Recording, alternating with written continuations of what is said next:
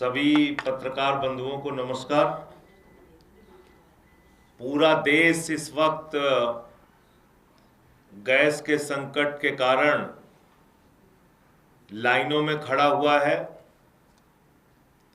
7,000, 8,000, 10,000 तक gas cylinder black में बिक रहे हैं।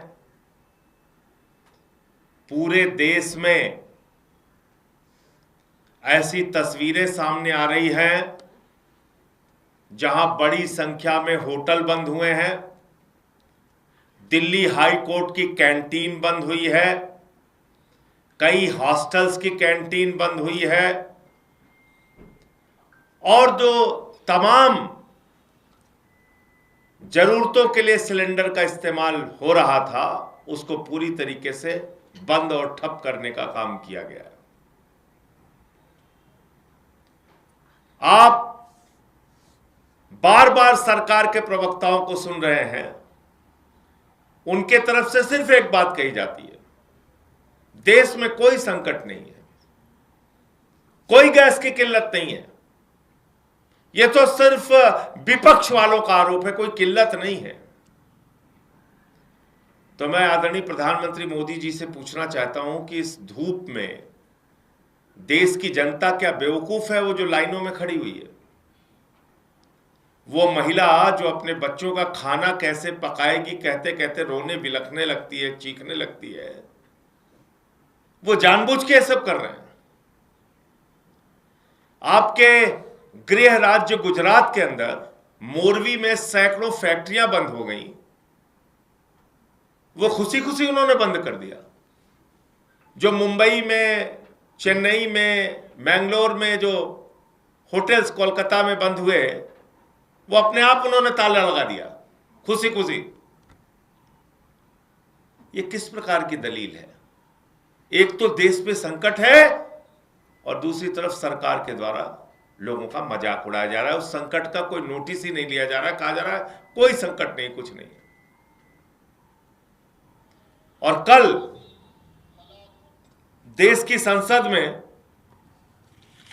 भारत की सरकार ने 57,000 करोड़ रुपए इकोनॉमिक स्टेबलाइजेशन फंड के रूप में स्वीकृत कराया। 57,000 करोड़ रुपए,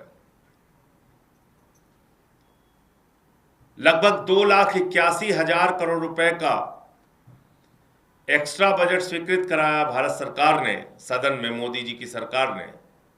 और इसमें से 57,000 करोड़ रुपए जो मौजूदा परिस्थितियां हैं, जो युद्ध की स्थितियां हैं, उसको देखते हुए कि जो तमाम संकटों का सामना हम लोगों को करना पड़ेगा, उसके लिए 57,000 करोड़ रुपए की सदन की मंजूरी ली।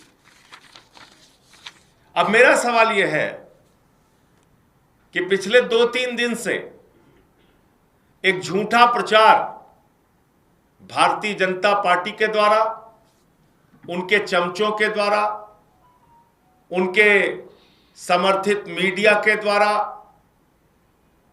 किया जा रहा है कि हार्मोज का समुद्री मार्ग खुल गया है। देखिए देखिए मोदी जी ने कितना बड़ा कमाल कर दिया, अब तो हार्मोज का समुद्री मार्ग खुल गया। अब देखिए कितनी कूटनीतिक सफलता उन्होंने प्राप्त कर ली, अब कोई दिक्कत नहीं हो रही, जहाज हमारे आ रहे हैं। कल सदन में चर्चा हो रही थी, वहां भी यही बात कही गई। मैं पूछना चाहता हूं, अगर जहाज आ रहे हैं तो संकट क्यों है? नंबर एक। और क्या यह सही नहीं कि सिर्फ 2 जहाज आए, उसके बाद 22 जहाज अभी भी आपके फंसे हुए हैं? आपकी वार्ता ने अंतिम रूप नहीं लिया अब तक। तो प्रधानमंत्री जी, संकट के समय में झूठ बोलना कृपा करके बंद कीजिए। आपकी पार्टी का नाम ही भारतीय झूठा पार्टी है, लेकिन ऐसे संकट के समय में झूठ बोल के देश की जनता को और संकट में मत डालिए। और कल देश की संसद में यह कहा गया कि यह संकट आया हुआ है। नहीं साहब, यह संकट लाया गया है। हमने जानबूझकर संकट अपने ऊपर लाई है। और इसके लिए कोई अगर जिम्मेदार है तो प्रधानमंत्री नरेंद्र मोदी जी जिम्मेदार हैं। प्रधानमंत्री को क्या जरूरत थी युद्ध से 2 दिन पहले इजराइल की यात्रा करने की? ईरान से आपके अच्छे गहरे रिश्ते थे, आपको क्या जरूरत थी उनसे झगड़ा करने की? और उस इजराइल के चक्कर में, अमेरिका के चक्कर में, जो अमेरिका हर दिन ट्रंप आपको अपमानित करता है, उसके चक्कर में आपने अपने परंपरागत मित्र से संबंध खराब कर लिया, उससे रिश्ते खराब कर लिए,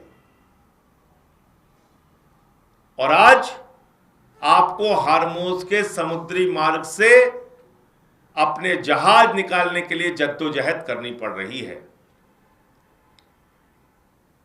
मैं एक एक करके बताता हूं। प्रधानमंत्री इजराइल की यात्रा पे गए, उसके बाद 2 दिन के बाद अमेरिका और इजराइल ने हमला कर दिया, वहां के सुप्रीम लीडर खामेनेई की हत्या हो गई। प्रधानमंत्री ने शोक संवेदना के एक शब्द नहीं बोले। प्रधानमंत्री उसके बाद 8 देशों के प्रमुखों से बातचीत करते हैं, ईरान के राष्ट्रपति से बातचीत नहीं करते। प्रधानमंत्री और विदेश मंत्री अमेरिका और इजराइल का गुणगान करते रहते हैं। समय बीतता जाता है, 12-13 दिन हो जाते हैं। इस बीच प्रधानमंत्री जी ने अपने दोस्त अडानी से कहा, यही आपदा है, यही अवसर है, देश गैस के संकट में है, आप 3 गुना ज्यादा दाम में गैस बेचिए। वो 3 गुना ज्यादा दाम में गैस बेच रहा है। और उसके बाद की घटनाओं पर भी प्रधानमंत्री खामोश रहे। 160 स्कूली बच्चियां मार दी जाती हैं, प्रधानमंत्री खामोश। हमारे मेहमान के रूप में आए हुए ईरानी नौसेना के जहाज को वापसी में उड़ा दिया जाता है अमेरिका के द्वारा। 100 से अधिक नौसैनिक ईरानी मारे जाते हैं, हमारे मेहमान मारे जाते हैं, प्रधानमंत्री खामोश, कुछ नहीं बोलते। क्योंकि उनको लग रहा था ट्रंप और इजराइल तो इतनी महाशक्तियां हैं, वो तो ईरान को बिल्कुल मिटा देंगे, फिर हम भी उनके साथ खड़े होकर नाचेंगे। मेडल पहन के नाचा ही था उन्होंने।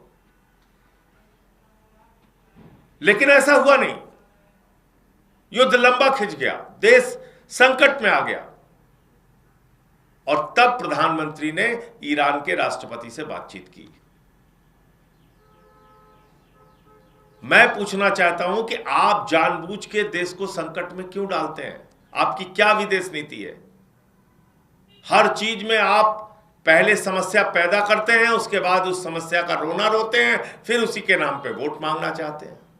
देखो देखो हमारे साथ तो ये हो गया, देखो देखो हमारे साथ तो विपक्ष खड़ा नहीं हो रहा है। ये तो पहले दिन से हम लोग कह रहे थे ना कि राष्ट्रपति से बात करो। आपने 13 दिन का विलंब क्यों किया? जब दुनिया के 50 देश बातचीत कर चुके, तब आपने बात क्यों किया? पहले बातचीत क्यों नहीं किया आपने? लेकिन आपने बात नहीं की उस ईरान के साथ जिसके लिए आदरणीय प्रधानमंत्री नरेंद्र मोदी जी ने खुद ने ईरान की यात्रा के दौरान कहा था, ईरान और भारत की दोस्ती इतिहास से भी ज्यादा पुरानी है। जिस खामेनेई को 7वीं शताब्दी की कुरान की पांडुलिपि भेंट की थी प्रधानमंत्री नरेंद्र मोदी जी ने, जिस ईरान के राष्ट्रपति की हेलीकॉप्टर दुर्घटना में मृत्यु होने पर प्रधानमंत्री जी ने राष्ट्रीय शोक घोषित किया था 2024 में, यही नरेंद्र मोदी जी। जिस ईरान के राष्ट्रपति की मौत पर देश की संसद में शोक प्रस्ताव पारित किया था, उस ईरान से बात करने में 13 दिन का विलंब आपने क्यों किया? ये गैस का संकट देश में क्यों पैदा किया? क्या आपकी मंशा अडानी को फायदा पहुंचाने की थी, या आप एप्स्टीन फाइल के गहरे दबाव में है प्रधानमंत्री जी, जिसके कारण से ट्रंप और इजराइल की हर बात आपको माननी पड़ रही? देश आपसे जानना चाहता है, हम लोग आपसे जानना चाहते हैं, आखिर क्या है ऐसा एप्स्टीन फाइल में जो आप इजराइल और अमेरिका के इतने दबाव में हैं? 90 लाख की आबादी वाला देश इजराइल, वो आपको 2 दिन बुला के एक फर्जी मेडल पहना के आपके देश को उसने संकट में डाल दिया। ट्रंप ने आपको संकट में डाल दिया। और कितना दबाव है, मैं आज आंकड़ों के सहित आपको बताना चाहता हूं।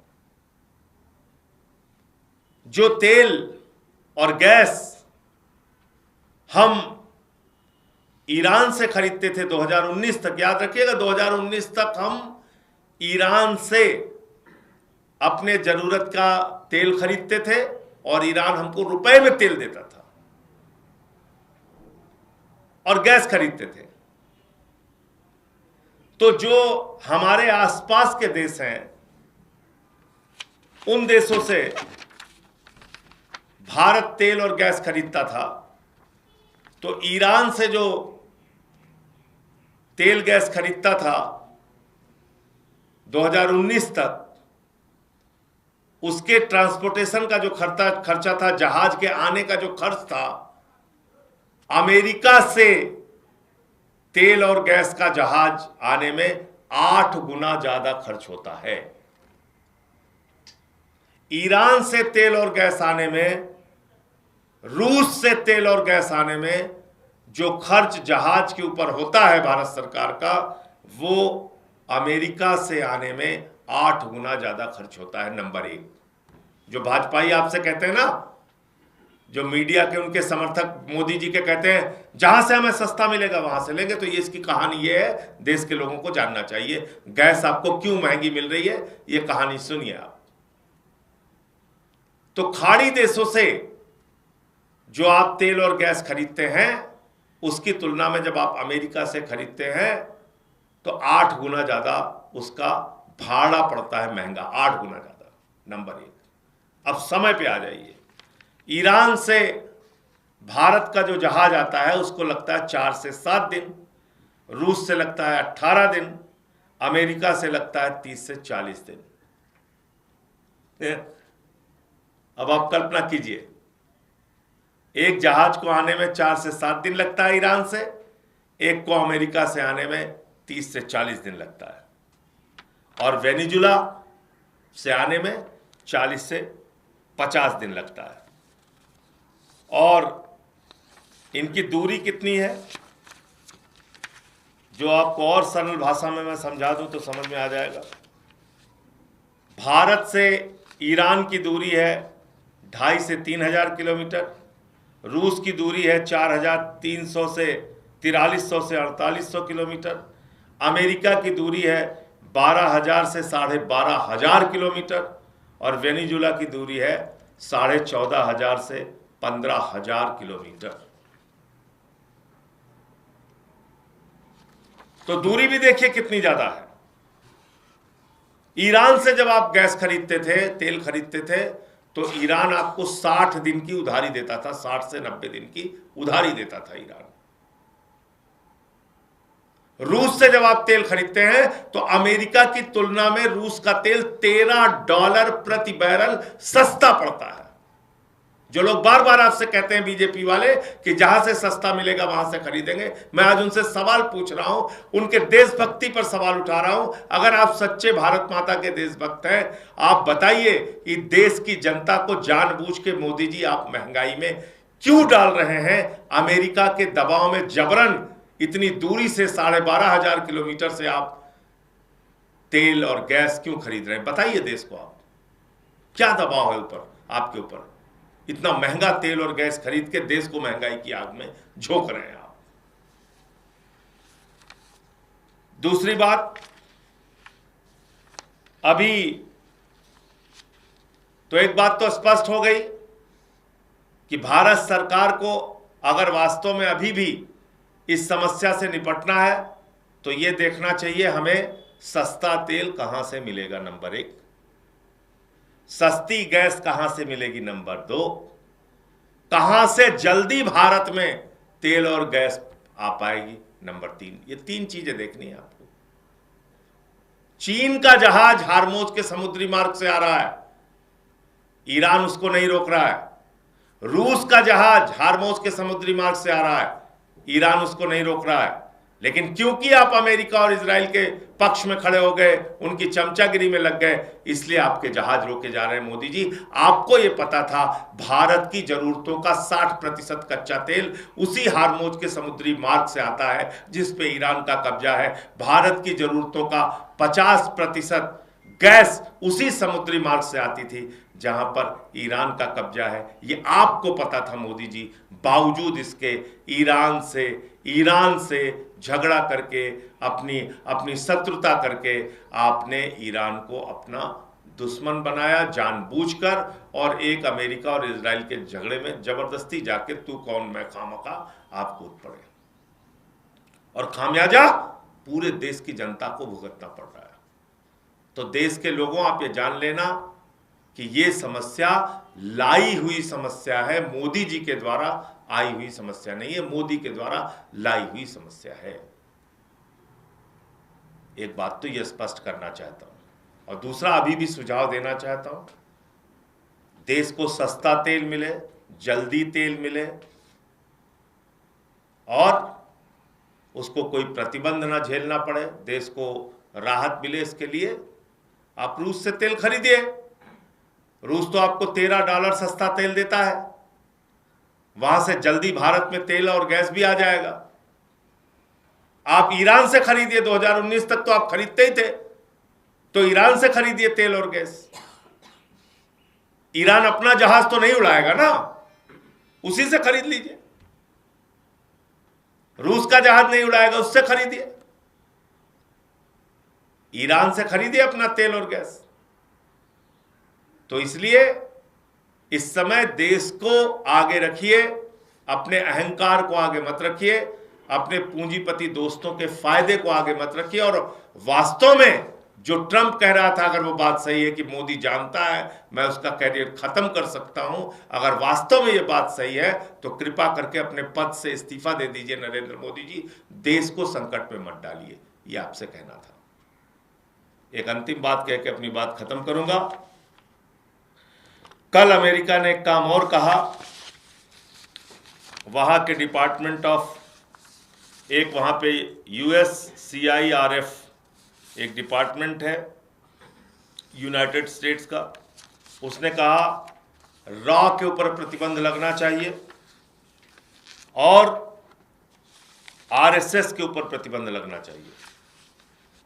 तो अब हमारे विदेश मंत्रालय ने जाग के कहा कि नहीं नहीं, ये सब मोटिवेटेड जानकारी है, उनको ये सब मोटिवेटेड बयान है उनके, जो कुछ भी रॉ के बारे में और RSS के बारे में कहा जा रहा है, ये विदेश मंत्रालय का बयान आया है। लेकिन ये भी इस बात का संकेत है कि भले ही एक तरफा दोस्ती के गुणगान मोदी जी आप कर रहे हैं, ट्रंप आपको कुछ समझता नहीं, अमेरिका आपको कुछ समझता नहीं, फर्जी विश्वगुरु बन के आप घूम रहे हैं, लेकिन वो एक के बाद एक आपके ऊपर प्रतिबंधों से और तमाम तरीके की महंगाई का बोझ डाल के आपको, आपकी अर्थव्यवस्था को तोड़ने का काम कर रहा है। अभी यही जो हालात हैं, इससे निपटने के बारे में सोचिए। और ये झूठ फैलाना बीजेपी के द्वारा कि समुद्री मार्ग खुल गया है, ऐसे झूठ फैला के देश की जनता का मजाक मत उड़ाइए और देश को और संकट में डालने का काम मत कीजिए। यही मुझे कहना था। आपका जो सवाल हो आप पूछ सकते हैं।